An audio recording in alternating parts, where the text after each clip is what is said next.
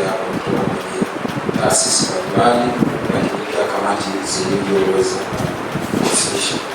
Mheshimiwa Mwenyekiti, jambo la pili ni kuwasisitiza kwamba yale yaliyozungumza mkuu wa wilaya ni msingi sana kwenda kuyafanyia kazi, na ningependa pia kuongezea kutoka kwenye haya yaliyozungumza. Jambo la tatu ni kidogo kwenye huduma ya maji.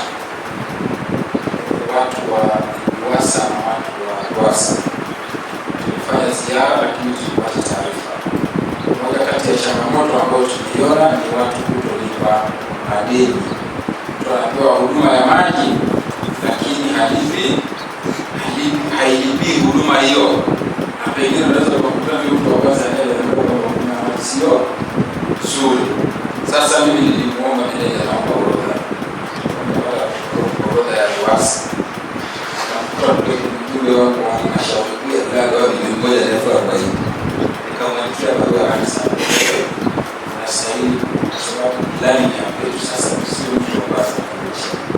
Kwa waheshimiwa madiwani, kama kuna diwani na deni ajue kuna barua yake sio.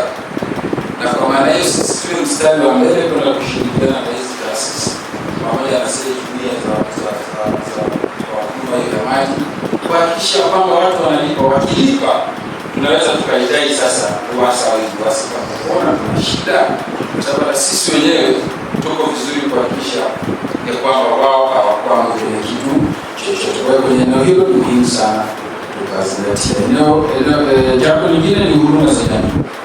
Kwenye maeneo yetu kuna watu wanaweza wasikubali kwamba huduma za jamii zimefika hapa, zinatakiwa zipelekwe kwa wengine, maana kwamba hiyo haki ya kupeleka tukawaelimishe pia wananchi wetu kwamba huduma za jamii zenyewe zinatakiwa ziwafikie wananchi wote, hakuna mwenye mamlaka ya kuzuia huduma ya jamii. Kwa hiyo tukatoe elimu kwanza kabla serikali haijafika kuweza kuendelea na hatua za kawaida.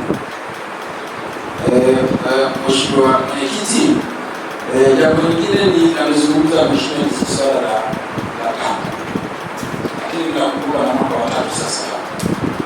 Jambo la nini mahotea, jambo linazungumzwa kila siku, na sisi ndio wananchi.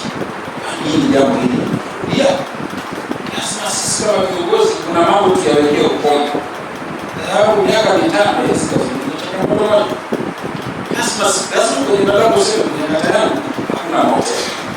Wao watalipa kura, wao hawatalipa kura, lakini lazima nisimamie kwa utaratibu, kwa sababu aliwahi kuja mtaalamu akasema ekari moja tunatoa kwamba kiasi fulani, lakini ni kweli sisi hatuwezi kupata hiyo pale kwa sababu maji wetu sio vizuri na wasimamizi kwa waheshimiwa pia tunasimama na wataalamu ili kuwasaidia. Najua wananchi wengine wanakufuata kabisa na kwambia mimi ndio kwa mimi sasa lazima tuwaeleze kwamba katika eneo hili ili uweze kupata tija wewe basi tufuate utaratibu. Nimesema hivi kwa sababu wakati tunafanya ziara tunapata tulipita kule kuna pamba nyingi sana zimechepuka nyingi. Sasa nadhani tuseme kwa nini, lakini kuna mahotea mengi sana na tafsiri ni kwamba watu bado lazima tuhakikishe kuna vitu vinaendelea. Ni changamoto, kuna vitu lazima nasema hii changamoto lazima ipate mwisho wake. Jambo la karibu na mwisho, kuongeza mkurugenzi na timu yako, nimeona mgawa shukrani.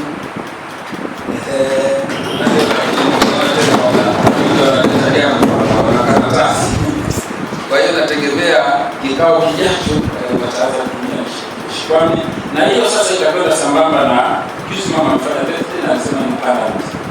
Tafsiri yake ni kukataza ukataji wa miti kwa ajili ya mkaa, kwa ajili ya kutengeneza karatasi na vitu vingine vingi. Kwa hiyo tukitumia devices kama shukrani na vitu vingine tunaweza kweli tukatunza mazingira, kwa sababu tunapunguza kasi ya ukataji miti kwa ajili ya matumizi ya karatasi na matumizi mengine. Jambo la mwisho kabisa, waheshimiwa, tukafanye ziara. Mwaka umeanza, tukawatembelea wananchi, tukasikiliza changamoto zao, lakini pia tukawakumbusha kwamba lazima tufanye kazi ya kilimo, tufanye kazi ya ufugaji, kwa sababu maendeleo haya ni mchanganyiko wa vitu vingi. Lazima wananchi wawajibike kufanya kazi, lazima serikali ipeleke huduma na kuondoa baadhi ya changamoto, na mwisho wa siku tunaendelea. Mheshimiwa Mwenyekiti, baada ya kusema hayo, tunashukuru sana.